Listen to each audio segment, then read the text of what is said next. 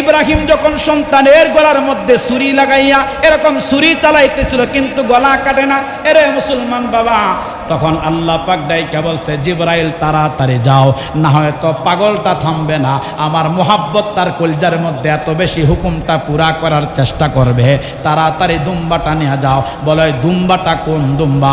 আমার ভাই তাফসীরের কিতাবের মধ্যে আসছে ওই যে হযরতে আদম আলাইহিস সালাতু ওয়াস সালামের দুই সন্তান হাবিল আর কাবিল এরকমভাবে কোরবানি করছিলেন। হাবিল যেই দুম্বাটা কোরবানি করছিলেন, বলে ওই দুম্বাটাই আল্লাহ পাক জান্নাতের মধ্যে লালন পালন করছে, ওই দুম্বাটা জিবরাইল দিয়া পাঠায়া দিছে।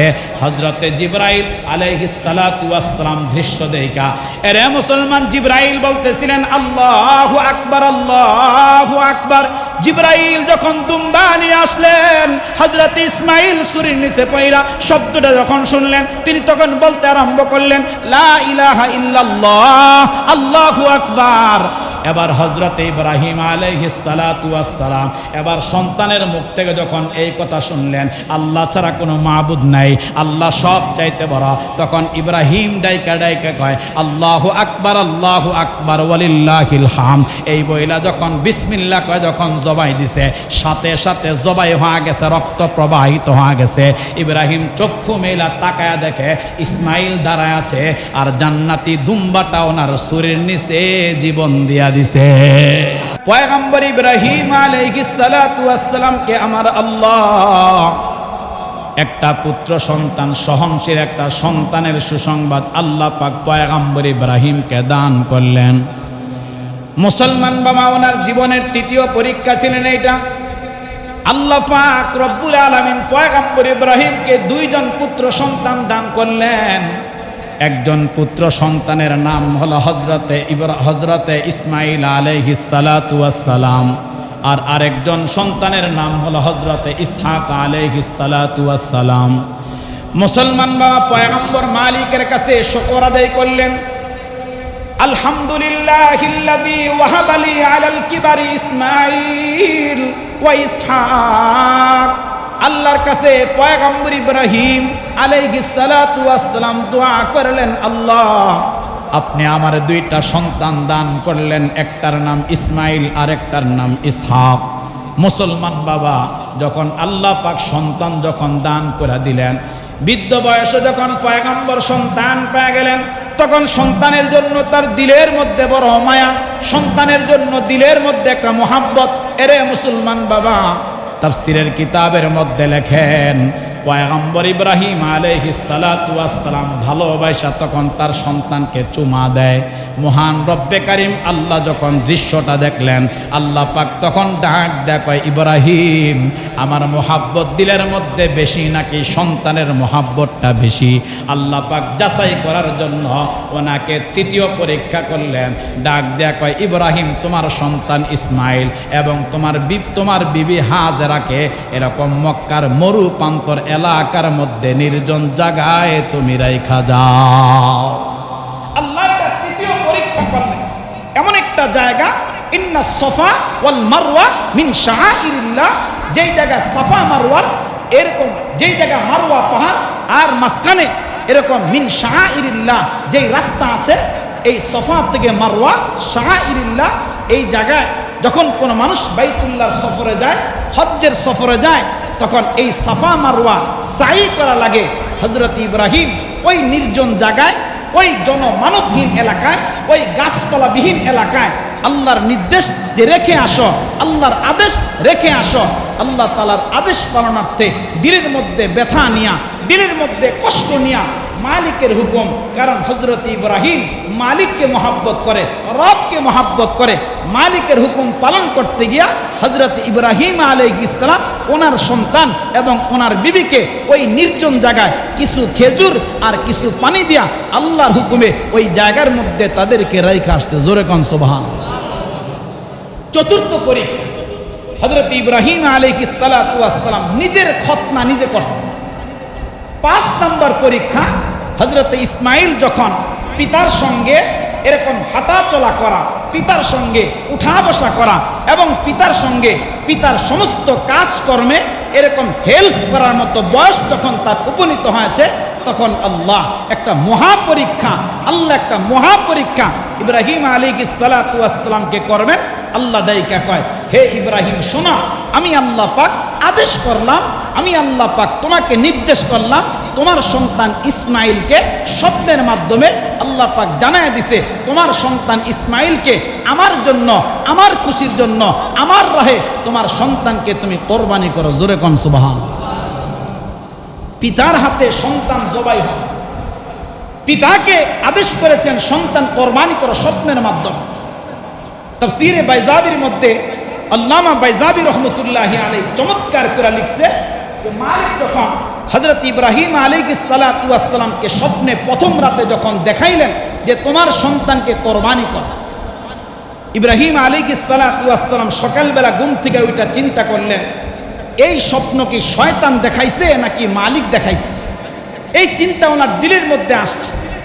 তাফসীরে বাইজাবির মধ্যে আসছে, আল্লামা বাইজাবি রহমতুল্লাহ আলাইহি লিখে, তখন দ্বিতীয় রাতে হযরত ইব্রাহিম আবার যখন স্বপ্নে দেখলেন, দ্বিতীয় রাতে স্বপ্ন দেখার পরে এবার হযরত ইব্রাহিমের দিলের মধ্যে পরিপূর্ণ ইতমিনান হয়ে গেছে, পরিপূর্ণ ইয়াকিন হয়ে গেছে এই শয়তান, এই স্বপ্ন কখনো শয়তান দেখাইতে পারে না, এই স্বপ্নটা সরাসরি আমার মালিকের পক্ষ থেকে আমার আল্লাহ আমাকে পরীক্ষা করার জন্য, আমার আল্লাহ তার ভালোবাসা যাচাই করার জন্য এই স্বপ্নটা আমার আল্লাহ পাক আমাকে দেখায় দিছে। জোরে কোন সুবহানাল্লাহ।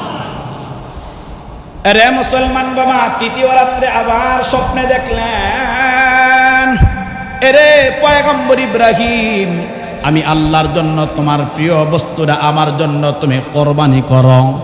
বাবা যদি পুরা কথা বলতে যায় কথাটা তখন লম্বা হয়ে যাবে। আমার আল্লাহ পাক তার কালামে হাকিমের মধ্যে সূরা সাফাতের মধ্যে বললেন, ফালাম্মা বালাগা মাহুস সায়া ক্বালা ইয়া বুনাইয়া ইন্নী আরা ফিল মানাম আন্নী আযবাহুকা ফানজুর মাযা তারা। আল্লাহ পাক পয়গম্বর ইব্রাহিমকে যখন স্বপ্নের মাধ্যমে দেখায় দিলেন, হে পয়গম্বর, তোমার নিজের সন্তানকে আমি আল্লাহর জন্য তুমি কোরবানি করো।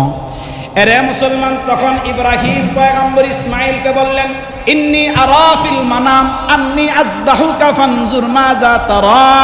হে সন্তান শোনো, আমি তো এরকম স্বপ্নে তো আমাকে নির্দেশ করা হয়েছে, আমাকে আদেশ করা হয়েছে, আমি স্বপ্নের মাধ্যমে দেখলাম তোমাকে জবাই করতেছি আল্লাহর জন্য।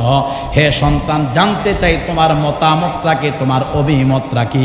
মুসলমান বাবা, ইব্রাহিম তিনি তো একজন পয়গম্বর, ওনার সন্তানও পয়গম্বর, একজন খলিলুল্লাহ আর একজন হবেন জবিহুল্লাহ।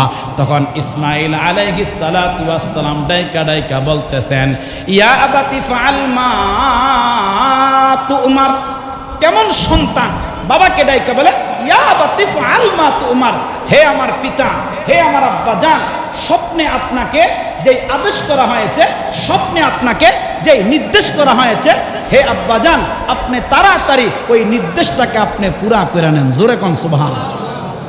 পিতা যেরকম পরীক্ষায় পাস, সন্তান এরকম পরীক্ষায় পাস হবে।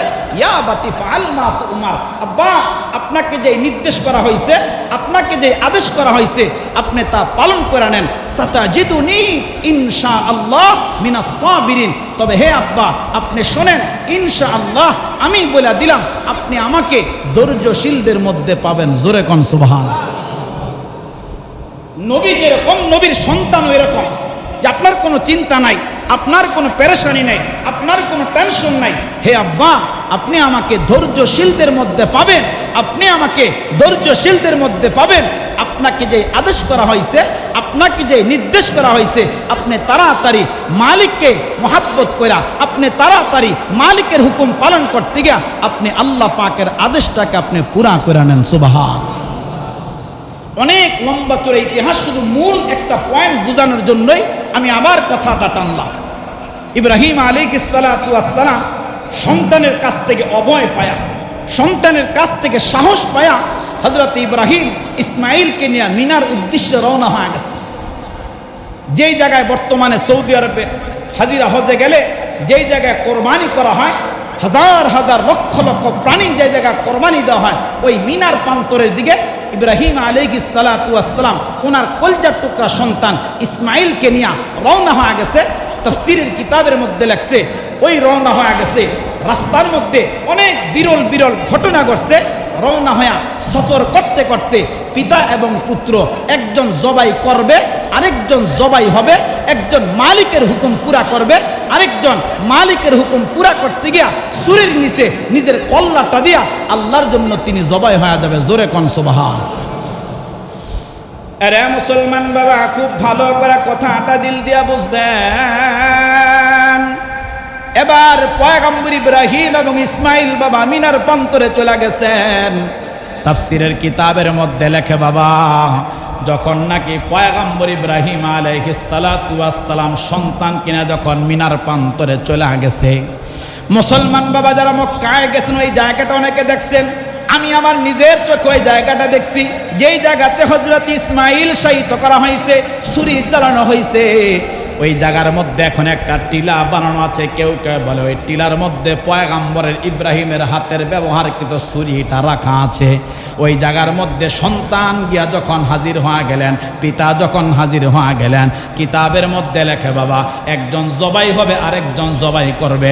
এবার যখন পিতা যখন সন্তানকে যখন জবাই করবে, হযরত ইসমাইল ডাইকা ডাইকা কয়, আব্বা আপনি তো আল্লাহ পাকের হুকুমটা পূরণ করতে গিয়ে তো আপনি আমাকে জবাই করবেন। তবে বাবা আমার জীবনে কোনো দুঃখ নাই, আমার জীবনে কোনো কষ্ট নাই। তবে আব্বা আপনি শুনে নেন, আমি ইসমাইল বড় ভাগ্যবান, আমি ইসমাইলের বড় খুশনসিব, আমার কোনো দুঃখ নাই বাবা। হযরত ইব্রাহিম ডাইকা কয়, সন্তান তুমি এখন ছুরির নিচে পইরা জবাই হয়ে যাইবা, তুমি কেমনে ভাগ্যবান হও? কেমন সন্তান আল্লাহ পাক পয়গম্বর ইব্রাহিমকে দান করলেন। রে মুসলমান, তখন হযরত ইসমাইল ডাইকা ডাইকা কয়, বাবা দুনিয়ার জমিনের মধ্যে কত সন্তান আছে, দুনিয়াতে কত সন্তান পৃথিবীতে আসবে, তবে রব্বে কারীম আল্লাহ আমি ইসমাইলের জানটা আমার আল্লাহর কাছে পছন্দ হয়ে গেছে। সুবহানাল্লাহ কোন। আমার জীবনটা আমার আল্লাহর কাছে পছন্দ হয়ে গেছে, তাই আমার আল্লাহ পাক রব্বুল আলামিন আমার জীবনটা তার জন্য চাইলো।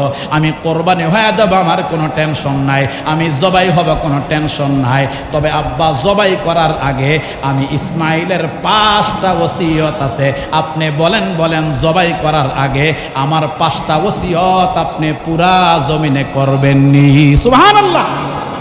মুসলমান বাবা পয়গম্বর ইব্রাহিম আশ্চর্য হয়ে গেলেন, জবাই হবে সন্তান, আমার ওসিয়ত কি?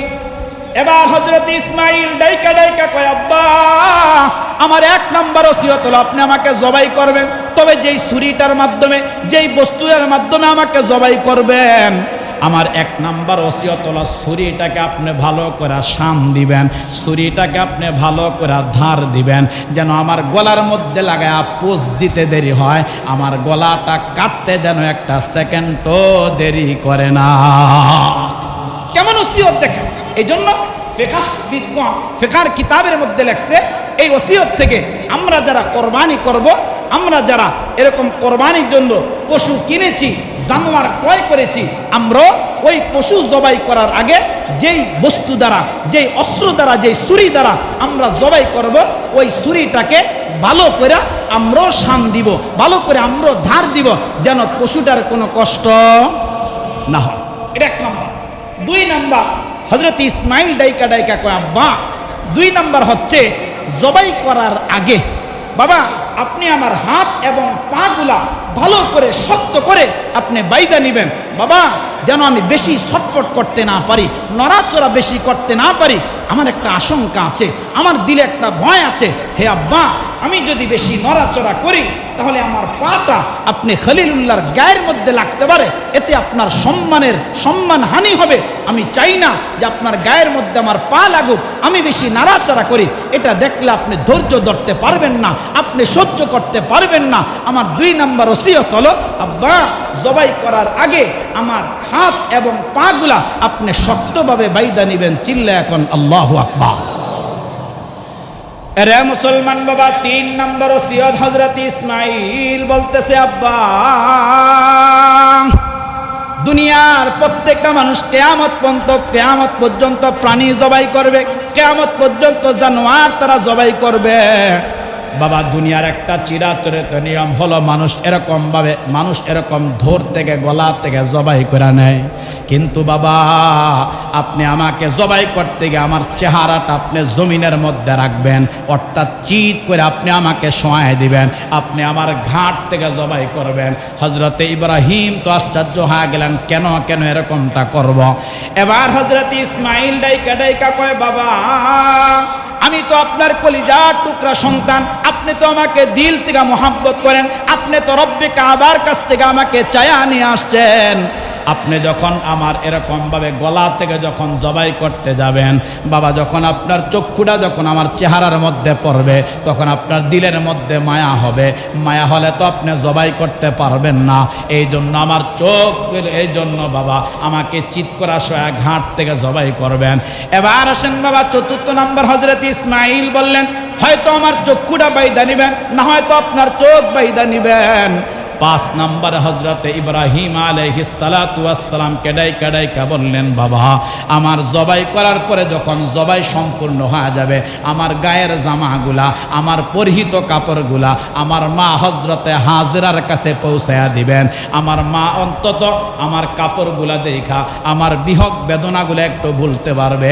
এই 5টা ওসিয়ত আপনাকে করলাম, আমাকে জবাই করার আগে আমার 5টা ওসিয়ত আপনি পুরা করবেন। এমন সন্তান আজ যদি বর্তমানে আমাদের সন্তানরা হইতো তাহলে বলেন তো অবস্থা কি হইতো। আমরা যদি বলতাম যে বাবা আমি তো স্বপ্নে দেখছি যে তোমাকে আমি জবাই করতেছি, আমার মালিক আমাকে নির্দেশ করেছে, আমার মালিক আমাকে অর্ডার করেছে। দুনিয়ার কোনো সন্তান ইসমাইলের মতো, দুনিয়ার কোনো পুত্র ইসমাইলের মতো, দুনিয়ার কোনো মানুষ ইসমাইলের মতো বলেন তো পিতার কথায় রাজি হইয়া ছুরির নিচে শায়িত হইতে বলেন তো কোনো সন্তান কোনোদিন রাজি হইতো? বলেন না রাজি হইতো? হজরত ইব্রাহিম, লম্বা কথা ওই দিকে আর যাচ্ছি না, ইব্রাহিম আর ইসমাইল জবাইয়ের প্রান্তরে গিয়া সব ওসিয়ত পুরা করলেন। এবার হজরত ইসমাইলকে জমিনের মধ্যে শোয়াই দিলেন। ধারালো অস্ত্র নিয়া পয়গম্বর ইব্রাহিম খলিলুল্লাহ তিনি সন্তানের গলার মধ্যে লাগায়া, আমার ভাই তাফসীরের কিতাবের মধ্যে আসছে তিনি গলার মধ্যে লাগায়া এবার ছুরি দিয়া পোষাইতেছে, কিন্তু ছুরি তো ইসমাইলের গলা কাটবে দূরের কথা, ছুরি তো ইসমাইলকে কাটবে দূরের কথা, ইসমাইলের একটা পশমও পড়ে না। আপনারা যদি আমার কথা বুঝে থাকেন আওয়াজ করে বলেন তো ছুরিকে যিনি কাটার হুকুম দিবেন তিনি কে? আরো মহাব্বত বলেন তিনি কে? ইসমাইলকে আগুনের মধ্যে ইব্রাহিমকে আগুনের মধ্যে ফালাইছে, আগুনের মধ্যে ফালাইছে, আওয়াজ আসছে নমরুদকে আগুন শোনায় দিছে। আরে ইব্রাহিমের পশম কেন, গোটা দুনিয়া জ্বালায় দেব, কিন্তু ইব্রাহিমের একটা পশমও জ্বালাইতে পারবো না, কারণ আগুন কার গোলাম? বলেন না কার গোলাম? আল্লাহর গোলাম। ইসমাইল সোয়া পোষাইতেছে, আয় কাটে না। আল্লাহর আকাশের তাফসীরে বাইজাবির মধ্যে লেখছে, আল্লামা বাইজাবি রহমতুল্লাহ আলাইহি লিখে যে আসমানের সমস্ত ফেরেশতারা চিল্লায়া হাউমাউ করে কাঁদতে ছিল আর মালিককে ডাইকা বলতেছিল, আল্লাহ এই বৃদ্ধ বয়সে এই মানুষটাকে আর কত পরীক্ষা নেবেন, আল্লাহ এই বৃদ্ধ মানুষটার প্রতি একটু রহম করেন, একটু দয়া করেন। আল্লাহ সাথে সাথে আয়াতে কারিমা নাজিল করে দিলেন, ফালাম্মা আসলামা ওয়াতাল্লাহু লিল জাবিন ওয়া নাদাইনাহু আইয়া ইব্রাহিম ক্বাদ সাদ্দাকাতার রুইয়া ইন্না কাযালিকা নাজিসিল মুহসিনিন। আল্লাহ জানায় দিলেন, কারণ আল্লাহ পাকের উদ্দেশ্য এটা ছিল না যে ইসমাইল জবাই হোক, উদ্দেশ্যটা ছিল না ইসমাইলের গলা কাটুক, আল্লাহ পাকের উদ্দেশ্য ছিল একমাত্র ইব্রাহিমের কলজাটা পরীক্ষা করা। জোরে কোন সুবহানাল্লাহ। আরে মুসলমান বাবা, রব্বে কারীম আল্লাহ আয়াতে কারিমা নাজিল করে জানায় দিলেন, ইব্রাহিম, হে পয়গম্বর ইব্রাহিম, আপনার সন্তানটা জবাই হয়ে যাক এটা আমি মালিকের কোনো ইচ্ছা নয়। হে ইব্রাহিম, আমি যেই পরীক্ষা আপনাকে করলাম পরীক্ষার মধ্যে আপনি উত্তীর্ণ হয়ে গেছেন। এরে মুসলমান বাবা, রব্বে কারীম আল্লাহ সাথে সাথে হযরত জিবরাইল আলাইহিস সালাতু ওয়াস সালামকে জান্নাত থেকে একটা দুম্বা দিয়া আল্লাহ পাক জিবরাইল আলাইহিস সালাতু ওয়াস সালামকে প্রেরণ করলেন, পাঠাইলেন।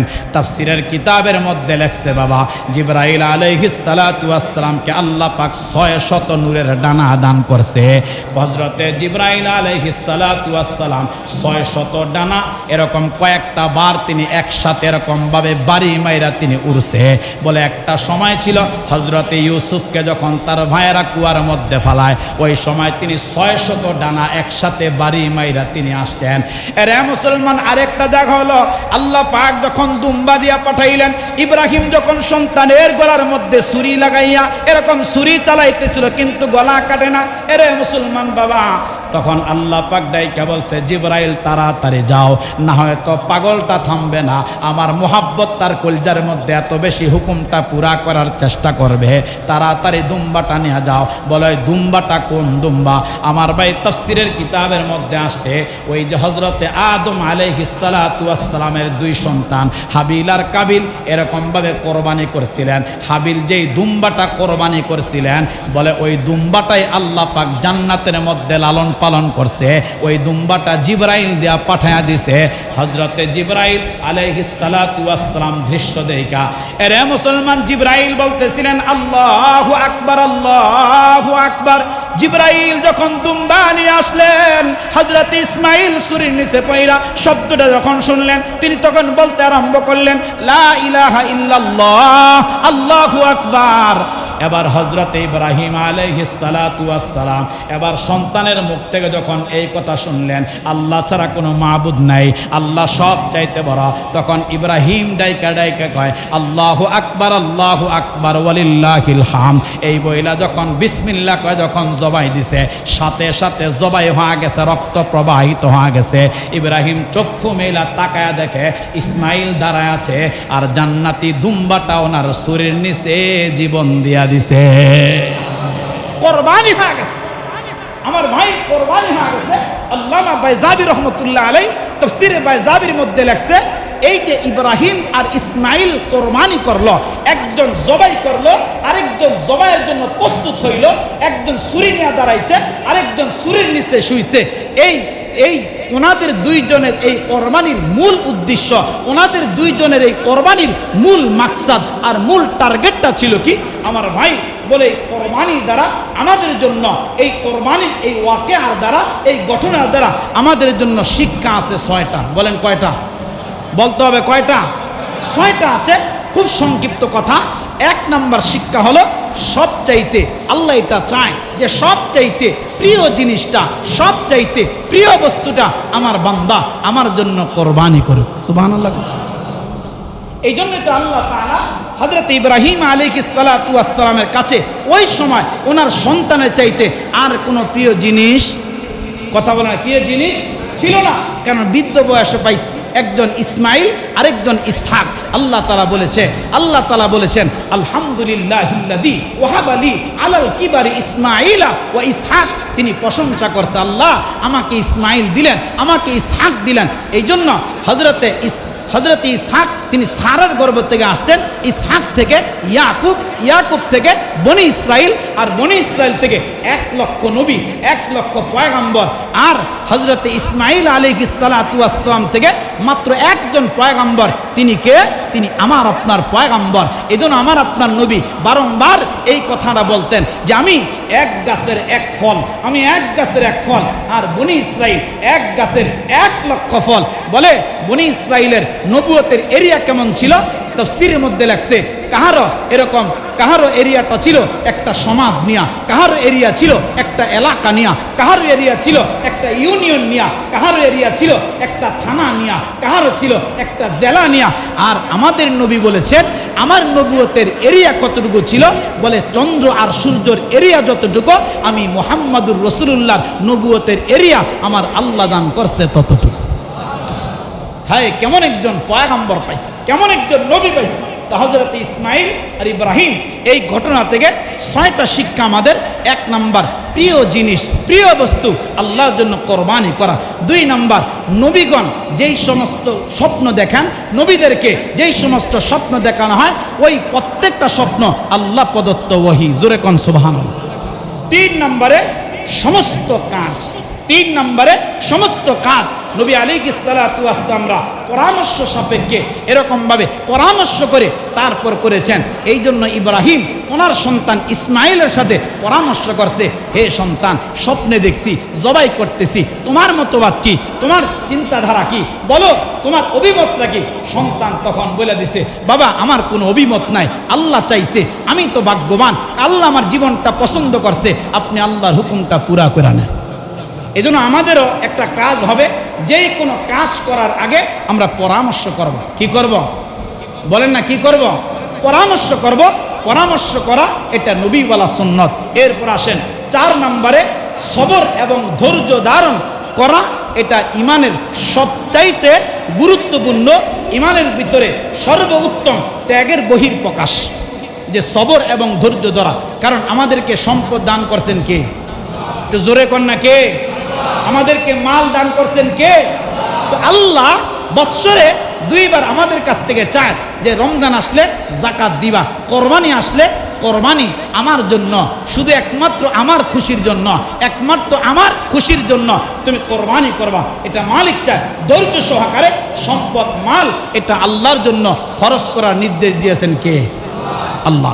এরপর আসেন 5 নম্বরে, মুসলিম উম্মার জন্য আল্লাহর আনুগত্য করা এটা আল্লাহর আনুগত্যকে চিরস্মরণীয় করে রাখা। যেরকম ইব্রাহিম রাখছে, যেরকম ইসমাইল রাখছে, এরকম আল্লাহ পাকের আনুগত্য দিয়া, আল্লাহ পাকের আনুগত্য করে আমরা আল্লাহর কাছে স্মরণীয় হয়ে থাকব। কারণ কোরবানি দেওয়া, কোরবানি করা এটা হুকুম আল্লাহ, করব আমি আপনি। তবে এই কোরবানি করার ক্ষেত্রে আমাদেরকে 4টা কথা সর্ব অবস্থায় সর্বদা আমাদেরকে মনে রাখতে হবে। কয়টা কথা? এই বলেন না কয়টা? এটা কোরবানি। গত জুমায় আমি আপনাদেরকে একটা হাদিস শোনাইছিলাম যে সমস্ত আমলের ক্ষেত্রে 4 কথা মনে রাখা। আজকে আরেকটা হাদিস শোনাবো যে শুধু কোরবানি করার ক্ষেত্রে আমাদেরকে 4টা কথা মনে রাখা। কয়টা? জোরে বলেন না কয়টা? 4টা। 1 নাম্বার, খুব ভালো করে বুঝবেন, এখন শুধু কিছু গুরুত্বপূর্ণ মাসআলা বলবো, কিছু গুরুত্বপূর্ণ মাসআলা এখন বলবো। যে 1 নম্বরে 4 কথা। 1 নম্বর কথা হলো নিয়তটা শুদ্ধ করা। কি করা? আরো জোরে, কি করা? নিয়ত শুদ্ধ করা। সহিহ আল বুখারীর ভিতরে, বুখারীর 1 নম্বর হাদিস, আল্লামা ইমাম বুখারী রহমতুল্লাহি আলাইহি হযরতে আলকামা ইবনে ওয়াক্কাস আল-লাইসি রাদিয়াল্লাহু তাআলা আনহু থেকে হযরতে ওমর ইবনুল খাত্তাব বলে, আমি ওমর নিজে নবী আলাইহিস সালাতু ওয়াস সালামকে মসজিদে নববীর মিম্বরের মধ্যে বৈশা এই কথা বলতে শুনেছি। নবীজি আমাদেরকে বলেছেন, ইন্নামাল আমালু বিন্নিয়াত, যে সমস্ত আমল এটা নিয়তের উপর নির্ভর করে। যার নিয়ত যত বিশুদ্ধ হবে, যার নিয়ত যত সুন্দর হবে, তার আমলের প্রতিদান আল্লাহর কাছ থেকে তত বেশি পাওয়া যাবে। জোরে কোন সুবহান। তাহলে 1 নম্বরে নিয়ত কি করা? এই কথা কেন? নিয়ত কি করা? শুদ্ধ করা। নিয়ত শুদ্ধ করা। যারা এরকমভাবে, অনেকের নিয়তের ভিতরে গলত আছে, অনেকের নিয়তের ভিতরে বেজাল আছে। যেমন আমি আপনাদেরকে 2টা কথা শোনাবো। একটা কথা আশ্চর্য হয়ে শোনাবো, আরেকটা কথা নরমালি শোনাবো। কেন শোনাবো? যে আমাদের অনেকের ধারণা, অনেকের চিন্তা, অনেকের এরকম কোরবানির ক্ষেত্রে এই ধারণা লালন পালন করে আমরা আছি। যেমন একজন আমাকে ফোন করছে, উনি আমাকে বলতেছে, হযরত আমি তো এই বছর চাচ্ছিলাম যে কোরবানি দিব না। আমি ওনাকে বললাম কেন? বলে যে কিছুদিন আগে আমার এরকম মেয়ে বিয়ে দিয়েছি, মেয়ে বিয়ে দিতে গিয়া অনেক টাকা পয়সা খরচ হয়ে গেছে, এখন আবার কোরবানি দিব। তখন আমি বললাম, আপনি নেশাব পরিমাণ মালের মালিক কিনা? সে বলে, হ্যাঁ নেশাব পরিমাণ মালের মালিক আছে। তাহলে আপনি আল্লাহর হুকুম পুরা করেন। আল্লাহর হুকুম পুরা করা ওয়াজিব, কারণ ওয়াজিব তরক করলে আপনি মারাত্মক গুনাহগার হবেন। সে বলে যে হযরত আসলে চাইছিলাম দিতাম না, কিন্তু মেয়েটাকে কিছুদিন আগে বিয়ে দিছি, এখন যদি কোরবানি না করি তাহলে আমার বেয়াই বাইত, আমার ইজ্জত থাকে না। এরকম মানুষ আছে না নাই? এরকম চিন্তাধারা করার মানুষ আছে না নাই? চিন্তা করে, আরে আমি যদি কোরবানি না দেই আমার ছেলের শ্বশুর বাড়িতে কি বলবে, মেয়ের কি বলবে, আত্মীয় স্বজন কি বলবে, এলাকাবাসী কি বলবে। আচ্ছা কোরবানি কি এই জন্য করব না আল্লাহর জন্য করব? বলেন না কার জন্য? আল্লাহর। দ্বিতীয় নাম্বার হচ্ছে, আমরা যারা কোরবানি করব, যারা নিয়ত করেছি যে এই বছর কোরবানি দিব, যারা নেশাব পরিমাণ মালের মালিক নিয়ত করছেন কোরবানি দিব, তবে হ্যাঁ কোরবানি দেওয়ার ক্ষেত্রে 4 কথার দ্বিতীয় কথা হচ্ছে হালাল টাকায় কোরবানি করা। কি টাকা? এটা জোরে করে দেবো, কি কথা? আরো জোরে, কি কথা? হালাল টাকায় কোরবানি করা। হারাম টাকায় যদি কেউ কোরবানি করে তার কোরবানি হবে? বলেন না কোরবানি হবে? হালাল টাকা কেউ যদি মসজিদ মাদ্রাসা লক্ষ লক্ষ টাকা হারাম দান করে লাভ হবে? এজন্য কোরবানির ক্ষেত্রে দ্বিতীয় কথা রাসূলুল্লাহ বলেছে যে হালাল টাকায় কোরবানি করো, হালাল টাকায় কোরবানি দাও। যদি কোরবানি করার ক্ষেত্রে যদি অংশীদার হয়, যদি কোরবানি করার ক্ষেত্রে একাকিত্ব হয়, আপনি 1 লক্ষ টাকার গরু কিনছেন, 1 লক্ষ টাকার দুম্বা কিনছেন, 1 লক্ষ টাকার খাসি কিনছেন, 1 লক্ষ টাকা দিয়া আপনি ভেড়া কিনছেন, 1 লক্ষের ভিতরে যদি 1 টাকা হারাম থাকে, কোরবানি করলে কোশ্চিনকালে তার কোরবানি হবে? বলেন না হবে? এখন কেউ যদি নিয়ত করে আমি সুদে টাকা আইনা কোরবানি দিব, হবে? কেউ যদি কিস্তিতে টাকা তুলে কোরবানি দিব, হবে? একটা হাসির কথা শোনায়। গত 2-3 দিন আগে আমাদের এলাকার একজন মানুষ, হয়তো দিন বোঝে না, হয়তো দিন শরীয়ত সম্পর্কে ওই ধরনের জ্ঞান নাই, ওই ধরনের ইলম নাই, আমাকে এসে প্রশ্ন করতেছে, হুজুর কোরবানি তো আসছে, তো আপনার কাছে জানার বিষয় হলো, আমার কাছে তো এরকম অনেক টাকা আছে, সব মানুষের কাছে ব্যবসার ভিতরে লাগায় রাখছি, কিন্তু এখন কোরবানি করব, নগদ নাই, তো আমি যদি কিস্তিতে টাকা তুলা কোরবানি দিয়ে আমারটা হইবনি। সাহস কত দেখেন! মানে আমি তার প্রথম বলছি যে আমি তো আপনার সাহস দেখে অবাক যে আপনি একই তো কিস্তি, আচ্ছা কিস্তি হালাল না হারাম? আপনার একটু কোন না হালাল না হারাম? একই তো, সে হারাম টাকা, একই তো কিস্তি তোলা হারাম, আবার সে ইমাম সাহেবের প্রশ্ন করে যে কিস্তিতে তুইলা, আমি তখন তারে বললাম আপনি বলেন যদি কিস্তিতে তুইলা আমি কোরবানি দিই আমারটা হবে? তখন সে আমাকে বলে না হুজুর হবে না। তাহলে আপনি এই প্রশ্ন কেন করলেন আমাকে? এই জন্য ভাই খেয়াল, আমাদের খুব লক্ষ্য এটা করা, আমাদের খুব চিন্তা ভাবনা করে এই ইবাদতে শামিল হওয়া। যারা শরীকে দিবেন তারাই চিন্তা রাখবেন, যদি 7 জনে দেন, 6 জনে দেন, 3 জনে দেন, 2 জনে দেন, চিন্তা করবেন শরীক যারা সে নামাজি কিনা, শরীক যে হালাল পথে ইনকাম আছে কিনা, নাকি সে হারাম টাকা ইনকাম করে, সে সুদের সাথে কারবারি আছে কিনা, সে ঘুষের সাথে কারবারি আছে কিনা, সে কিস্তির সাথে কারবারি আছে কিনা। যদি এরকম হয় তাহলে ওই ধরনের শরীককে নিয়ে কোরবানি দিলে কোনো শরীকের কোরবানি হবে। তাহলে 2 নাম্বার হালাল টাকা কোরবানি করা। 3 নম্বরে শরীয়ত মোতাবেক কোরবানি করা। কি মোতাবেক? শরীয়ত যেইভাবে আমাকে বলছে, আল্লাহ যেইভাবে বলছে, রাসূলুল্লাহ সাল্লাল্লাহু আলাইহি ওয়াসাল্লাম যেই বলছে ওইভাবে আমার মন গড়া না, শরীয়ত মোতাবেক কোরবানি করা। 4 নম্বরে আমরা যারা কোরবানি করব কাউকে দেখানোর নিয়তে না, আমাদের কোরবানি হবে একমাত্র, কেবলমাত্র, শুধুমাত্র বলেন তো কার খুশির জন্য? তো জোরে কন্যা, কার খুশির জন্য? আল্লাহ তো কিচ্ছু চায় না, আল্লাহ কিচ্ছু চায় না।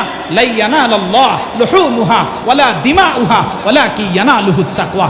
আল্লাহ শুধু আমার আপনার এই কলজাটা চায়, আল্লাহ শুধু আমার আপনার এই দিলটা চায়, যে বান্দার দিলে গোশত খাওয়ার নিয়ত, বান্দার দিলে পাও খাওয়ার নিয়ত, বান্দার দিলে মাথা খাওয়ার নিয়ত, নাকি বান্দার দিলে এই কোরবানির দ্বারা আমি আল্লাহর রাজামন্দির নিয়ত। শুধু আল্লাহ পাক এটাই চায়। কারণ আল্লাহর কাছে 1 কেজি গোশতও যায় না, একটু রক্তও যায় না, একটা হাড্ডিও যায় না, মাথাও যায় না, পাওয়া যায় না, আল্লাহর কাছে যায় শুধু বান্দার দিলের তাকওয়া। জোরে কোন সুবহান। তাহলে আমরা ইনশাআল্লাহ এই 4টা জিনিস লক্ষ্য রেখে এরপর আমরা কোরবানি করব। এবার আসেন, খুব গুরুত্বপূর্ণ কয়েকটা মাসআলা আমি আপনাদেরকে শোনাই। খুব গুরুত্বপূর্ণ মাসআলা, যেহেতু আর কোরবানির বেশি দিন নাই, কোরবানি একেবারে আমাদের সামনে চলে আসছে।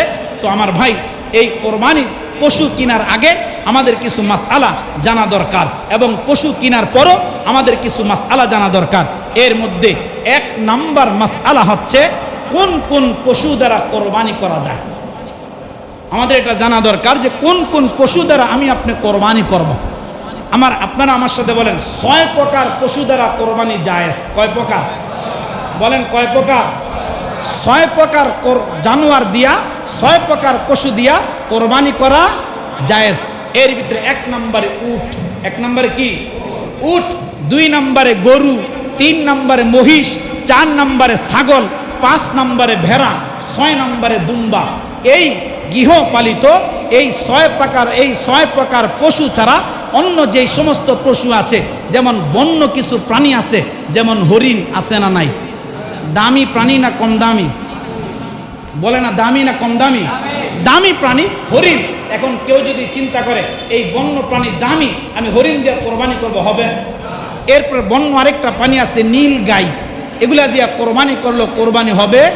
বন্য যে সমস্ত প্রাণী আছে ওগুলা দিয়ে কোরবানি করলো কোরবানি হবে না। 2 নম্বর মাসআলা, এই কোরবানির পশুর বয়স কতটুকু দরকার? আমরা অনেক সময় বয়স নিয়ে অনেকের ভিতরে অনেক মতবিরোধ দেখা যায়। বয়স নিয়ে অনেকে আমরা এরকম বিভিন্ন ডিপ্রেশনের মধ্যে পড়ে যায়। আমার ভাই বোঝেন যে 1 নম্বর যে উট কমপক্ষে 5 বছরের হওয়া লাগবে। কয় বছর? 5 বছর। এরপর আসেন গরু আর মহিষ কমপক্ষে 2 বছরের হতে হবে। কয় বছর? 2 বছর। এরপরে ছাগল, ভেড়া, দুম্বা কমপক্ষে 1 বছরের হওয়া লাগবে। কয় বছর? তবে এখানে ভেড়া আর দুম্বার ব্যাপারে একটু মাসআলা আসছে। ভেড়া আর দুম্বার ব্যাপারে আসছে যে ভেড়া আর দুম্বা যদি 1 বছরের কম হয় আর যদি 1 বছরের পালের মধ্যে ছাড়া দিলে এরকম হৃষ্টপুষ্ট মোটা তাজা দেখা যায় যে মনে হয় এটারও 1 বছর পূর্ণ হয়ে গেছে, তাহলে ফিকহবিদগণ বলে ওই ভেড়া আর দুম্বা দিয়া কোরবানি জায়েজ। তবে কমাস কম 6 মাসের হওয়া লাগবে। কয় মাস? বলেন কয় মাস? 6 মাস। এর কম হলে কোরবানি হবে না। আর উট কয় বছর? 5 বছর। গরু আর মহিষ কয় বছর? 2 বছর হওয়া লাগবে। এর পাশে 3য় নম্বর মাসআলা, 1 পশুতে শরীকের সংখ্যা আমরা কয়জন দিতে পারবো? 1 পশুতে এরকমভাবে 7 শরীকে কোরবানি দেওয়া যায়। কয় শরীক? বলেন কয় শরীক? 7 শরীকে কোরবানি দেওয়া যায়। 5 পারবেন, 4ও পারবেন, 3ও পারবেন, তবে 7-এর অধিক দেওয়া যাবে না। এরপর আসেন 7 শরীকের কোরবানির ভিতরে খুব গুরুত্বপূর্ণ কথা ভালো করে বুঝবেন। প্রত্যেকটা ফতুয়ার কিতাব থেকে বলছি 7 শরীকের কোরবানি দেওয়ার ক্ষেত্রে একজনের অংশের ভিতরে কম হওয়া যাবে। অনেকে আছে না যে এরকম অনেক ফ্যামিলি আছে, এটা না বোঝার কারণে, মাসআলা না বোঝার কারণে অনেক ফ্যামিলি আছে এরকম যে 2 ভাইয়ে 1 অংশ নেয়। কথা কয় না? এরকম আছে না যে এখন 2 ভাই দিলে তো একটু টাকা কম লাগবে, যদি 20,000 হয় 7 জনে মিলে দিলে যদি একজনের ভাগে 20,000 পড়ে তখন চিন্তা করে 2 ভাই নিলে তো 10,000 পড়বে, তো আমরা 2 ভাইয়ে 1 ভাগ নেই। বলেন তো এইভাবে 2 ভাইয়ে 1 ভাগ নিলে কোরবানি হবে? আবার কেউ যদি একা 1.5 ভাগ নেয়, আরেকজনকে আধা ভাগ দেয়, কোরবানি হবে? কাহারোটাই দুরস্ত হবে না। তো শরীকের ক্ষেত্রে আমরা এই বিষয়গুলা খুব ভালো করে ইয়াদ রাখবো, খুব ভালো করে আমরা স্মরণ রাখবো। এরপর আসেন কোরবানির পশুতে আরেকটা বিষয়, আরেকটা মাসআলা যেটা আমাদের প্রত্যেকের জানা দরকার। আমরা অনেকে এরকম আছি যে কোরবানির পশুর সাথে আমরা আকিকা করে থাকি। এরকম আছে না? বলেন আছে না? কোরবানির পশুতে আকিকার নিয়তে শরীক হতে এটা পারবে, এটা শরীয়তে জায়েজ আছে। এতে কোরবানি ও আকিকার দুটোটাই সহি হবে, কোনোটার মধ্যে কোনো সমস্যা হবে না। এরপর আসেন কোরবানির পশুর ভিতরে উত্তম পশু কোনটা? আমার ভাই মুসনাদে আহমদ হাদিসের কিতাব এবং ফতুয়া আলমগীরের মধ্যে আসছে যে কোরবানির পশু হৃষ্টপিষ্ট এবং মোটা তাজা হওয়া, খুব পছন্দের হওয়া, দেখা যেন আপনার নিজের কাছে যেন একটা পছন্দ লাগে, মায়া যেন লাগে, দরদ যেন লাগে, ভালোবাসা যেন লাগে, এরকম মোটা তাজা হৃষ্টপিষ্ট পশু এটাই হচ্ছে আল্লাহ তাআলার কাছে উত্তম পশু। এবার আসেন অনেক সময় আমরা দেখি যে অনেক জানোয়ার, অনেক পশু একেবারে খোরা থাকে, হাঁটতে পারে না। এখন এই পশুর মাসআলা কি? এই পশুর মাসআলা হচ্ছে যে খোরা পশুর কোরবানি, যে পশু 3 পায়ে চলে, 1 পা মাটিতে রাখতে পারে না বা ভর করে চলতেও পারে না, এরকম পশু দ্বারা কোরবানি করা জায়েজ নাই। যে 3 পায়ে হাঁটে, আরেক পা দেয়া খাবারের জায়গা পর্যন্ত এরকম যাইতে পারে না, এরকম পশু দেওয়া কোরবানি করলে কি হবে না? কোরবানি হবে না। রুগ্ন এবং দুর্বল পশুর কোরবানি, অনেক পশু আছে যে অনেক মানুষ আছে যেরকম চালাকি করে রোগ হয়ে গেছে, রুগ্ন হয়ে গেছে, তখন বিভিন্নভাবে বুঝায় শোনা ওইটা বিক্রি করে দেয়। তবে এই ব্যাপারে ফিকহবিদগণ বলে যে এমন শুকনো দুর্বল পশু যা জবাইয়ের স্থান পর্যন্ত হেঁটে যেতে পারে না, জবাইয়ের স্থান পর্যন্ত হেঁটে যেতে পারবে না, এমনকি এই জবাইয়ের স্থান পর্যন্ত হেঁটে যেতে পারবে না, এই ধরনের পশু দ্বারা কোরবানি করলে কোরবানি হবে না। এরপর আসেন দাঁত নাই, অনেক পশু আছে যে দাঁত নাই। একটা হলো দাঁত উঠে নাই, আরেকটা হলো এমন বয়স হয়েছে যে বয়সের কারণে পশুটার সব দাঁত পড়ে গেছে, এরকম অনেক আছে না? এখন এই ব্যাপার কি বলে ফিকহবিদগণ? বলে যেই পশুর একটা দাঁতও নাই অথবা এত বেশি দাঁত পড়ে গেছে, ঘাস বা খাদ্য সে চিবাতে পারে না, তাহলে এমন পশু দ্বারা কোরবানি করলে কোরবানি হবে না। খুব খেয়াল করে বুঝবেন। এরপরে পশুর ভিতরে আরেকটা দোষ আছে যে অনেক পশু আছে শিং ভাঙা গেছে অথবা ফাইটা গেছে, এরকম আছে না? যে শিং ভাঙা গেছে অথবা কি হয়ে গেছে? ফাইটা গেছে। এরকম প্রাণী ফাইটা দেওয়ার পরে তার মস্তিষ্ক বিগড়ে গেছে, মস্তিষ্ক ক্ষতিগ্রস্ত হয়েছে, এই ধরনের পশুরও কোরবানি জায়েজ নাই। পক্ষান্তরে যে পশুর অর্ধেক শিং বা কিছু শিং ফেটে গেছে বা ভেঙে গেছে, শিং একেবারে উঠে নাই, এই ধরনের পশু দ্বারা কোরবানি করলে জায়েজ আছে। এই ধরনের পশু দ্বারা কোরবানি করলে কি আছে, জায়েজ আছে। এরপর আসেন লেজ। অনেক পশু আমি নিজে জবাই করতে গিয়ে এরকম অনেক পশু দেখছি যে পশুর লেজ নাই বা লেজ অর্ধেক কাইটা গেছে। এই ধরনের হলে কি করবে, ফিকহাবিদগণ বলতেছে যে পশুর লেজ বা কোনো কান অর্ধেক বা তার বেশি কাটা গেছে সে পশুর কোরবানি জায়েজ নেই। আর যদি অর্ধেকের বেশি থাকে তাহলে তার কোরবানি জায়েজ। তবে জন্মগতভাবেই যদি কোনো পশুর কান ছোট হয় তাহলে এর দ্বারা কোরবানি করতে কোনো অসুবিধা নাই। এরপর আসেন গর্ভবতী পশুর কোরবানি। অনেক সময় এরকম হয় যে আমাদের দেশে এরকম অনেক, বিশেষ করে এটা গরুর ক্ষেত্রে হয় যে অনেক গরু বন্ধ হয়ে যায়, এরকম বাচ্চা দেয় না, তখন মালিক এটাকে বিক্রি করে দেয়। এখন বিক্রি করার পর দেখা গেছে যে কিনছে বাড়িতে আনছে, এখন বাড়িতেই না পশু জবাই করছে, এখন কোরবানির দিন জবাই করার পরে দেখা যায় পশুর পেটে বাচ্চা, এরকম হয় কি হয় না? এখন এই মাসআলা কি? এই মাসআলার ব্যাপারে বলা হয়েছে গর্ভবতী পশু কোরবানি করা জায়েজ, তবে জবাইয়ের পর যদি বাচ্চা জীবিত পাওয়া যায় তাহলে সেটাও জবাই করতে হবে। কিন্তু এটা যদিও এটা আমাদের সমাজে দেখতে একটু কীরকম দেখা যায় যে একটা বাচ্চা গর্ভের থেকে বের হয়েছে, এটা আবার জবাই করবে, এটা আবার খাবো। তবে যদি প্রসব একেবারে কাছায় যায় তাহলে ওই পশু জবাই করা মাকরুহ। যে আমি অনেকে এরকম আনার পর দেখছে বা এরকম সন্দেহ হওয়ার পরে ডাক্তার দ্বারা পরীক্ষা নিরীক্ষা করাইছে, তখন বলছে এটার পেটে বাচ্চা আছে। তখন এরকম যদি একেবারে সময় কাছে যায় তাহলে ওই অবস্থায় ওই পশু কোরবানি করা মাকরুহ। কোরবানি করা কি মাকরুহ, বুঝবেন। এরপর আসেন পশুর বয়সের ব্যাপারে বিক্রেতার অভিমত। অনেক ক্ষেত্রে আমাদের দেশে তো এখন বিশেষ করে হাটে যাবেন, দালালের কোনো অভাব নেই, আছে না? দালালের কি নাই, কোনো অভাব নাই। দালাল, আমি তো এক সময় এরকম একবার কোনো সময় হাটে গেছিলাম, এক দালালের ফান দেবে, উনি খালি 2 আঙ্গুল উঠায়। তা আমি তো ওনার 2 আঙ্গুল উঠানোর মিনিং বুঝি নাই। পরে জেনার কাছ থেকে কিনছি, উনিকে হুজুর 2 আঙ্গুল উঠানোর মানে 2000 ওনার জন্য আগে রাখতে হইব। এরকম দালাল আছে না? এখন দালালরা দেখা যায় অনেক সময় 1.5 বছরের গরুকে 2 বছর বানায় দেয়, কি বলেন, আছে না? এই ব্যাপারে ফিকহাবিদগণ কি বলে, যদি বিক্রেতা কোরবানির পশুর বয়স পূর্ণ হয়েছে বলে স্বীকার করে আর পশুর শরীরের অবস্থা দেখে আপনার যদি মনে হয় যে হ্যাঁ এটা 2 বছর হতে পারে, তাহলে ওই বিক্রেতার কথার উপর নির্ভর করে ওই পশু ক্রয় করে কোরবানি করা জায়েজ আছে। এরপর আসেন জবাইয়ের একটা মাসআলা আমরা জানি, জবাই নিয়ে আমাদের দেশে অনেক এরকম মতবিরোধ সৃষ্টি হয়। নিজের পশু নিজে জবাই করা উত্তম, নিজের পশু নিজে জবাই করা কি উত্তম, যদি সে জবাইয়ের পূর্ণাঙ্গ মাসআলা জানে। যদি সে জবাইয়ের পূর্ণাঙ্গ মাসআলা জানে তাহলে নিজের পশু নিজে জবাই করা কি উত্তম। আর যদি না জানে তাহলে এমন ব্যক্তিকে দিয়া করাবে যে সুন্নাহ মোতাবেক জবাই করতে পারে এবং দোয়া কালাম পারে, নামাজি হয়, তাহলে এরকম ব্যক্তিকে দিয়া জবাই করবে। তবে হ্যাঁ, ওই জবাই করার পরে তাকে জবাইয়ের পূর্ণাঙ্গ পারিশ্রমিক দেওয়া লাগবে, এর থেকে কোরবানির পশুর কোনো অংশ তাকে দিতে পারবে না। এই বিষয়গুলো আরও অনেক গুরুত্বপূর্ণ মাসআলা আছে যেগুলা পরবর্তী যদি আপনাদের কাহারও জানার থাকে তাহলে আপনারা ইনশাআল্লাহ আসবেন, জানায় দিব। আর একটা কথা বলি, শেষ করব, যে আমাদের দেশে অনেক সময় এরকম হয় যে কোরবানির গোশত, আমরা যে গোশত এই বন্টন নিয়ে এখন বিভিন্নভাবে বিভিন্ন জায়গায় বিভিন্ন মানুষ বিভিন্ন প্রপাগান্ডা ছড়াচ্ছে, বিভিন্নভাবে এরকম বিভিন্ন মানুষ এরকম বিভিন্ন ফিতনা ছড়াচ্ছে। এখন মুস্তাহাব পদ্ধতি হলো, যদি আপনি যারা কোরবানি করবে যদি এরকম হয় যে কোরবানি ক্ষেত্রে যে এক পরিবারের সবাই 51ভুক্ত পরিবার হয়, তাহলে তো ওই পরিবারের ভিতরে বন্টন করার কোনো দরকার আছে? কোনো দরকার নেই। তো মুস্তাহাব পদ্ধতি হলো যে 3টা ভাগ করা। কয়টা বলেন না, কয়টা? 3টা ভাগ করা, যে 1 ভাগ নিজের জন্য রাখবো, 1 ভাগ আত্মীয় স্বজনের জন্য রাখবো, আরেক ভাগ গরিব এরকম মিসকিনদেরকে আমরা বিলীন করে দিব, দান করে দিব।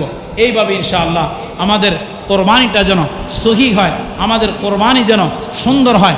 তবে এতক্ষণের এই লম্বা চূড়া কথার ভিতরে, লম্বা চুলের বলার ভিতরে একটা কথাই হচ্ছে যে আমাদের কোরবানি হবে একমাত্র কার জন্যে? বলেন কার জন্যে? আল্লাহর জন্য। আমাদের শুধু টার্গেট থাকবে এটা, আমাদের চিন্তা থাকবে এটা যে কোরবানি দ্বারা আমরা খুশি করব কারে? আল্লাহরে খুশি করব। আমার টাকার মহাব্বত, সম্পদের মহাব্বত, টাকার মায়া, সম্পদের মায়া সব ত্যাগ করে আমি কোরবানি করতেছি একমাত্র কার জন্য? আল্লাহর জন্য। এটাই থাকবে। আর যে 4টা কথা বলছি, 1 নম্বর নিয়ত, 2 নম্বর হালাল টাকা, 3 নম্বর শরীয়ত সম্মত, 4 নম্বর আল্লাহর খুশির জন্য। আল্লাহ আমাদের সবাইকে যতটুকু কথা বলছি আল্লাহ আমাদের সবাইকে এই কথাগুলো মাইনা কোরবানির পশু ক্রয় করে আল্লাহর জন্য কোরবানি করার জন্য আল্লাহ আমাদের সবাইকে তৌফিক দান করুক, বলেন আমিন।